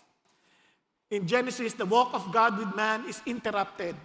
The walk of God with man is resumed in Revelation. Initial victory of serpent, ultimate victory of the Lamb. Hallelujah. I will greatly multiply your pain. Sabi niya sa Genesis, nung nagkasala ang tao, neither shall there be pain anymore. And cursed is the ground for your sake. There shall be no more curse in eternity. Now, ito pa. Man's dominion is damaged in the fall of Adam. Man's dominion is restored in the reign of Christ. First paradise was closed. New paradise is opened. Access to the tree of life is lost in Adam. Access to the tree of life is regained in Christ. They were driven from God's presence, but we shall see His face forever and ever. Hallelujah. Praise God. Our God is powerful and great. Your future, our future is glorious. Isang mabilis na description na ng langit. Gusto ko makita niyo na hindi ko pa nasabi sa inyo. Para lang makita niyo, ang foundation ng city adorned with various precious stones. Nabanggit yan, sapphires, cardonis, ang daming ganda. Pundasyon lang pala yun. Pampundasyon lang. The city has no need for the sun kasi si God na yung mismong ilaw. Ito pa, sabi yan, nation and kings, they will walk by the city's light. Gates permanently open, you can come to God anytime. and inhabitants, those names are in the Lamb's Book of Life. At ang River of Life, tuloy-tuloy. Amazing. The tree of life is present, bearing 12 crops of fruit, which lives of healing the nations. Kaya wala na. That's eternal service. Ang saya-saya. Eternal life. And that's eternal light. The angel tells John that these words are trustworthy and pure. Alam niyo, may na-miss ako na sayang. Gusto ko makita ninyo para lalo natin ma-appreciate ang ginawa ng Lord. Ang walls, 144 cubits, 66 meters thick, made of jasper. It has 12 gates made of pearl. Bawat gate, isang perlas. O na-imagine yan? Naku, hindi niya pa na-imagine yan. Yung laki lang niya, grabe, cubic, as in square yan, na cube na 2,253 kilometers ang laki. Sobrang taas at sobrang ganda. Yung streets, yung pinaka-street of gold yun, na parang salamin. So kayo nakakita ng gano'n, no? Sa atin, pinagkakaingat-ingatan natin, lalagyan natin sing-sing, kasi lang kaya natin bilhin. Iba dito. Merong sinikwintas. Yun, daanan lang yun. Di ba? Kaya, wala kang sasakyan dito, huwag kang mag-alala. You will walk on the streets of gold. Di ba? Hallelujah. Kaya, ngayon, kahuli-hulihan, yan ang pinrepare ni Lord para sa atin. And allow me just to share this with you. Jesus will reward the faith. Niligtas ka na, may reward pa. Kumbaga, pwede namang ligtas na, okay na eh. Hindi. Gusto ng Lord mag-celebrate tayo. Kaya gusto niya, mayroon ka pang reward. Ano yung reward na yun? Tinasabi ng Lord, behold, I'm coming quickly. My reward is with me to render to every man according to what he has done. Kasi ganito yan. Hindi iba namatay. Sana namatay na lang. Naging Christian ako, yung mamamatay na lang ba? Parang bago, Lord, I receive you. Pero okay na, sarap. Hindi, ako, naghirap pa ako, naparsahan pa ako, nagpersecute pa ako, hirap-hirap. Di, may reward yun. Di ba? Kasi yung ginawa mo, hindi yan sayang sa Diyos. Yung ginagawa natin, may nakakikita o wala. Basta kahit na hindi nakikita kita ni God yun. At meron siyang nire-reserve na reward para sa atin. Okay ba yan? Okay tayo? Kunyari, may pinasakay ka sa elevator, ikaw na sana. Sige, kayo na muna. Tapos yung iba naman, ang kapal ng apog, sumabay din. Hanggang hindi ka na rin nakasakay. Sa mo, kakapal yung mukha nila. Hindi. Lord, salamat po at masaya silang nakasakay. Di ba? Huwag kang mag-alala. Alam ni Lord yun. Nakita niya yun. At may reward yun. Okay ba yan? Nagpa-Bible study ka. Nag-prepare ka ng luto mo. Luto. Tapos walang dumating. Walang dumating. Sayang naman to. Huwag kang mag-alala. Alam ni Lord yung ginawa mo. Naunawaan po? Andiyan pa kayo? Nagsabi ka, ito, gusto ko magsali ng D-group. Walang tumawag sa'yo. Walang tumawag. Huwag kang mag-alala. Sabi ka pa rin. Hanggang bigyan ka ng D-group ng Lord. Hindi nakalimutan ng Diyos yun. Kaya huwag kang mag-alala. Kahit ang mga bagay na akala mong nakalimutan ng Lord, hindi. Ako ang Alpha at Omega, the first and the last, the beginning and the end. Nasa akin ang huling halakhak. Naintindihan natin? No, ano sabi niya? Sabi ni Lord, ito, we must all appear before the judgment seat of Christ. Then, that each one may receive the things done in the body according to what he has done, whether good or bad. Nag-volunteer ka, lumagpas ang oras ng pagtuturo ko, kaya gabing-gabi ka na, huwag ka mag-alala, alam din ni Lord yun. Di ba? May award din yun. Whether good or bad, sisiya sa atin ni Lord. Ang sabi ni Lord, na parang ganito yan, parang ganito. Now, if any man builds on the foundation with gold, silver, precious stones, wood, hair, straw, each man's work will become evident. For the day will show it because it is to be revealed with fire. And the fire itself will test the quality of each man's work. So dadaan sa apoy, no? The test. If any man's work which he has built on it remains, he will receive a reward. If a man's work is burned up, he will suffer loss for eternity. But he himself will be saved, yet so as through fire. Okay, maring ligtas ka, pero walang reward. Naintindihan? Ito, hindi. May reward ka. Di ba? Ngayon, sa Bible, nagbigay siya ng sample ng mga rewards. Victor's crown, 1 Corinthians chapter 9. Crown of rejoicing, sa 1 Thessalonians 2:19. Crown of righteousness, sa 2 Timothy 4:8. Crown of life, James 1:12. Crown of glory, 1 Peter 5. Kahit ano man yun, ang pinakamasayang bahagi, itong naalala ko. Pag nakakatanggap ka ng reward, hindi yung nakatanggap ng reward ang talagang masaya. Ang pinakamasayang bahagi, hindi yung natanggap mo yung reward eh. Yung ibibigay mo yung reward mo sa tatay mo o yung pinakamamahal mong tao sa buhay mo. Amen po. I am excited to bring this reward to my daddy or to my eternal father. Di ba ang sarap nun? I am so excited to bring this to my groom. That would be the greatest and most exciting moment of our lives. That we have something to offer to our God. At ang sabi ng Lord, kaya sabi niya, the Spirit and the bride says, come. Let the one who hears say, come. Let the one who is thirsty, come.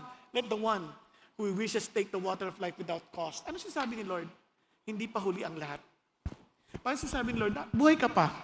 You might think, I'm not an overcomer. Patay ako, impyerno ako. Kaya nga, I'm telling you, come. Come.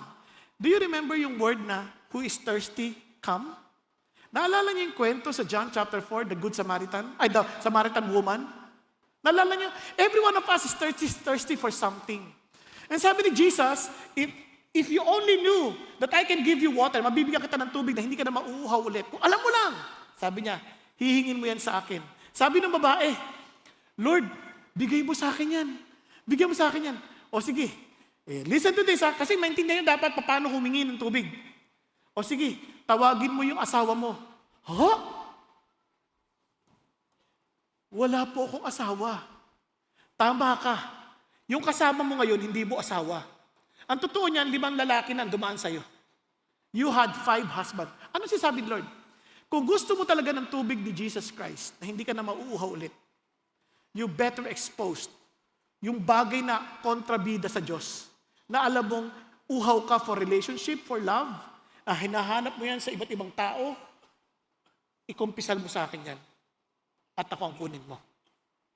Are you following? Marami tayong kinauuhawan. Yaman, kasikatan, kaya panay ang post natin ng ating mga ginagawa sa buhay, nalagyan natin sa Facebook, pati pagkain, picture, para pasabi natin itong kinain namin sa buong magdinggo. Sabi ng Lord, bigay mo sa akin yan. And I will give you the water that you will not be thirsty again. Kaya hindi maintindihan ng tao kasi trade-off yan eh. Kung baga gusto mo ng malaking regalo, bitawan mo yung malilit mong hawak para mahawakan mo to. Are you following? Now, kaya sabi niya, okay Lord. Ang babae ito, nagtatakbo. Iniwan niya yung kanyang tubig, inuwi niya kanyang inaigib. At itong sabi niya, and the woman left her water pot and went into the city and said to the men, pinagkalat niya lahat niya, come see a man who told me all the things that I've done. This is the Christ, is it? Kasi she was willing to testify. Hindi na siya nahihiya na dami niya naging lalaki. Hindi na siya nahihiya. Bakit? Sa akin na si Jesus ay sapat na. Kaya pinagkakalat niya na si Jesus. And many people came to believe Jesus because of the testimony of the wife, of the woman. Itong amazing part. The moment you are reconciled with God in your relationship, sigurado ko magiging prayer mo kay Lord.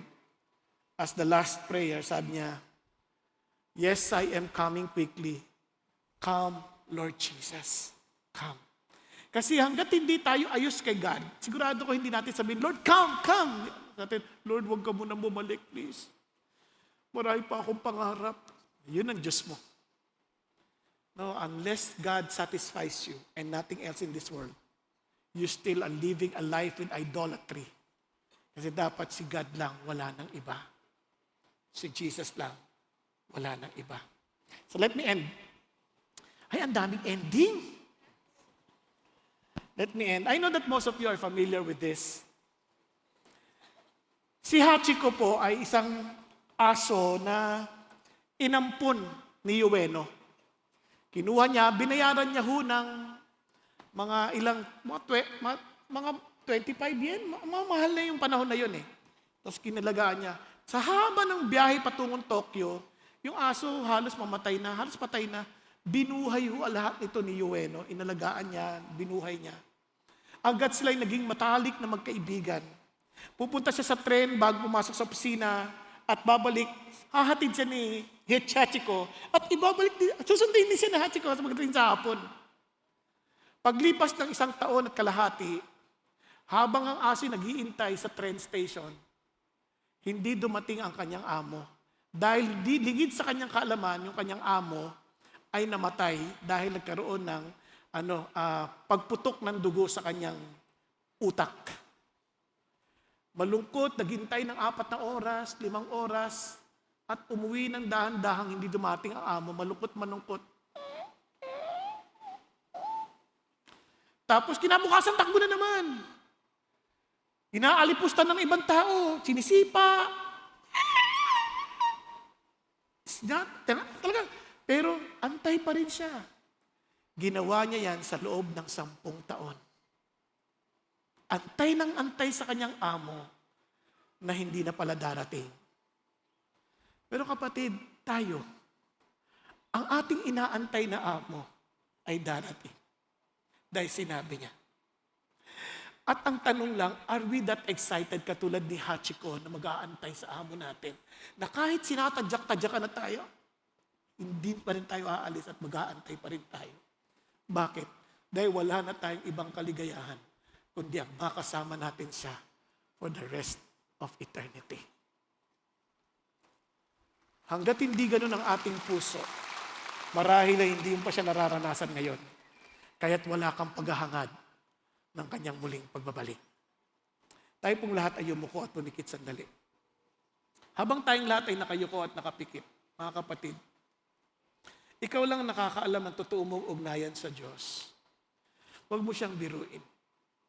Dahil Diyos ay totoo sa kanyang mga salita. Kung ikaw ay hindi katiyak na si Jesus, ang pangalan mo ay nasa aklat ng buhay, at hindi mo nakikita ang sarili mong overcomer, at hindi mo nakikita ang sarili mong nakikita mo sarili mo na lagi kang uhaw for something else rather than of Jesus. Marahil ito na ang panahon para sabihin, Lord, patawarin ninyo ako, tinatanggap kita ngayon bilang aking Panginoon at tagapagligtas. Ayoko na maging reliyoso, gusto ko maging totoo. Ayoko lang basta atin lang ako para lang masabi nag-a-atin ako, kundi magkaroon ako ng totoong ugnayan sa iyo. Kapatid, kung yan ang loobin ng puso mo, magpakumbaba ka sa Panginoon. Panginoon, tinatanggap po kita. Taas mong kamay mo sa Panginoon. Yes, sabi mo, Lord, patawarin ninyo ako. Thank you, Jesus. Hallelujah. Yes, yes, huwag kang mahiya. Lumapit ka sa Panginoong Diyos. Isuko mo ang iyong loobin sa Panginoon. Lord, thank you, Father God, that He who believes in you and believes the one whom sent you, Lord God. Father God, thank you that you promised that we will pass from death to life and we will no longer be judged because you have written our names in the book of life. Thank you, Jesus. Hallelujah. Yes. Sige po, wag ko kayo maya. Sa mga nagsitaas ang kamay, may I request you to stand. Tayo tayo. Tayo tayo as a sign of our humility before the Lord. Yes, hallelujah. Yes, wag ko kayo mahiya. Thank you, Jesus. Thank you, Lord. Thank you, Jesus. Thank you, Lord. Sige po, tayo po'y manalangin sa Panginoong Diyos. Aming Ama, tumatayo ako sa iyong harapan ngayon. Lord, kung may mga bagay pong dilim na nakikita kayo sa aking puso, punuin niyo ng inyong liwanag. At tinatanggap ko, Panginoong Jesucristo, na kayo ang namatay sa krus ng Kalbaryo para ako'y patawarin sa aking mga kasalanan at bigyan ng kalayaan mula dito. At salamat na kayo ay nabuhay na magmuli upang ipagtibay ang kapatawaran at bagong buhay na ipinagkakalob niyo sa mga nagtitiwala sa inyo. Panginoon Diyos, sinihingi ko po, tulungan niyo po ako na mabuhay ayon sa kalooban ninyo at mapagtagumpayan ang mga bagay, Panginoon Diyos, na pinangahawakan kong kaligayahan sa buhay ko. At talagang italaga ko, Panginoon, na wala nang ibang buhay sa akin kundi kayo. Salamat aming Ama sa tuwing ako'y madarapa, tulungan niyo akong bumangon dahil alam kong kayo ang may hawak sa akin. At salamat din sa pangako ninyo na we are more than conquerors in Christ Jesus our Lord. Panginoon, nakita niyo po mga kapatid kong nakatayo. Pinapanalangin ko po, Panginoon, ang katotohanan ng iyong salita ang maging ganap sa kanila. Palayain niyo sila, Panginoon, sa mga bagay na bumibihag sa kanila, Panginoon Diyos. At pahintulutan silang mabuhay, na magbibigay kalwalatian sa inyong pangalan. Dahil alam namin, Panginoon Diyos, that our future is glorious. And I pray, Father God, for everyone, Father in heaven, in this place. For every family we represent. I pray, O God, to allow all of us, Father God, to never stop proclaiming your good news. That one day we will be hearing our own fellow Filipinos and even our friends abroad, O God, and even for those, Father God, who belong to another nations, we are to sing together praises of you because of Jesus, our Lord, the King of Kings, who came to save us and will be coming back to fulfill the promised salvation to those who believe in Him. Thank you, Lord.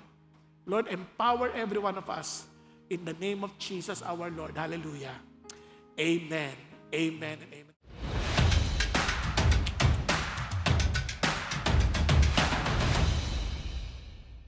Magandang araw, CCF family, and welcome to Sunday Fast Track, where you ask real-life questions and we give you biblical truths. Ako po si Aika Makazo mula sa CCF Communications at kasama natin ang aking speaker today na si Pastor Bong Saking upang sagutin ang inyong mga katanungan. Maraming salamat sa inyong mensahe, Pastor Bong. Kamusta kayo? Mabuti naman. Handa ka na ba? Handa ka na ba para sagutin yung mga tanong? Sige po. Hanggang sa abot ng biyaya ng Lord. Okay, simulan na natin. Sa unang tanong, may mga tao na kontento na sila sa buhay nila dito. Kumbaga, naipuntar na nila ang kanilang buhay dito sa mundo at maaaring hindi na sila naniniwala sa afterlife. So, paano natin sila mako-convince na may mas hihigit pa sa nararanasan nila ngayon kung tatanggapin nila si Jesus sa kanilang buhay? Ayan. Alam mo, napakagandang tanong yan. Kasi may mga tao talaga na minsan, dahil sa prosperity na nararanasan nila, iniisip nila, wala yan. Parang, bakit ako mag-aabala sa pag-iisip ng afterlife? Sa totoo lang, we cannot in any way convince anybody. No? The only way na gusto lang ng Diyos sa atin is to keep on evangelizing and telling them about Jesus. And exemplify ano yung ibig sabihin ng buhay na nakatalaga kay Jesus Christ. Lugar na ng Holy Spirit yung mag-convince sa kanila. Basta ang mahalaga makita nila na yung totoo yung ating pinaniniwalaan dahil nakikita yung bunga ng ating buhay, yung bunga ng ating pananampalataya. No? Parang pininilalakad natin yung ating sinasalita. Kaya yun ang pinagagawa ng Diyos sa atin. Yung bagay ng pagkonbinse, department ng Holy Spirit yan. Amen. Para sa ating pangalawang tanong, base sa mensahe ngayon, sabi niyo, bibigyan ni Jesus ng reward ang mga taong tapat sa Kanya. So, paano tayo mananatiling tapat sa Panginoon na hindi nakabase sa gantimpala na makukuha natin sa Kanya? Kung hindi ka naman interesado sa reward, wala namang problema yun. Ang mahalaga, alam mo na si God ang iyong reward. Na dahil doon, tapat ka sa Kanya. Mahal mo siya kahit wala kang matanggap kasi inisip mo dahil mahal mo siya. And dahil dito, lalo kang ginagantimpalaan ng Diyos kasi ang Diyos ay nagagantimpala talaga. For some reason, talaga sinabi niya, I will bring my reward for you, di ba? For the faithful. So, ang nakikita ko dyan, tulad ng buhay natin dito sa lupa, na kapag nakakatanggap tayo ng anumang tropeyo, medalya, isang malaking kaligayahan natin, ito'y ipagkaloob sa ating minamahal. Maging ito'y sa ating magulang, yung iba nga sa kanilang girlfriend or boyfriend, mga ganyan, o kanilang asawa. So, ganito rin sa ating Panginoon. It's a great joy to offer something to God na, Lord, binigyan mo akong reward. It's really because of you. Ikaw yung inspiration ko and ikaw din ang gusto kong bigyan ng talagang ma-please at mabigyan ng kalwalatian. Amen. Tama nga, Jesus is our ultimate reward. Yes. Okay, and para sa ating huling katanungan, paano natin mababalanse ang pamumuhay para sa Panginoon ngayon dito sa mundo at ang kagalakan na makasama siya sa kanyang muling pagbabalik? Ayan, alam mo, excited tayo for the Lord to come. Kaya nga kasama sa prayer, come quickly, Father. Isa sa mga bagay ng prayer natin, yung let thy kingdom come, di ba? Excited tayo. Pero habang excited tayo for His coming, excited din tayo to do whatever God wants us to do, to be responsible. Tayo sa mga mission na binigay niya sa atin. Kaya sabi sa Acts chapter 1:7, Lord, is it at this time that you will bring back the kingdom to Israel? Sabi niya, It is not for you to know the times and the epochs, but you shall receive power from on high, and you shall be my witnesses in Jerusalem, Judea, Samaria, and to the remotest part of the earth. Kaya habang excited tayo for the coming of Jesus, let us also be excited to advance the kingdom of God in this world. Kaya maging faithful tayo sa pinagagawa ng Diyos, maging maging masigasig tayo, at habang ang Panginoon naman ay naghahanda rin sa kanyang pagbabalik para sa atin. Amen. Ika nga, the best is yet to come. Yes. So maraming salamat Pastor Bong sa pagsasagot ng aming mga katanong. Pero bago tayo magtapos, ang Intentional Discipleship Conference ay magaganap na sa January 23 to 25, 2025. At maaari pa kayong kumuha ng overflow tickets kasama ng mga special inclusions nito sa halagang 1,000 pesos. Mabilis maubos yung mga slots, so make sure to get yours. At para naman sa mga may ticket na, pwede na kayo mag-register sa inyong workshop simula ngayong araw na to. Para kumuha ng ticket or mag-register ng workshop, just visit idc.org.ph. Pastor Bong, handa ka na ba para sa IDC? Yes, excited na ako. I have news for you. Simula ngayon, ang IDC Limited Edition merchandise ay maaari nang mabili sa CCF main lobby tuwing Sunday. So make sure to drop by. That's it for Sunday Fast Track. God bless you!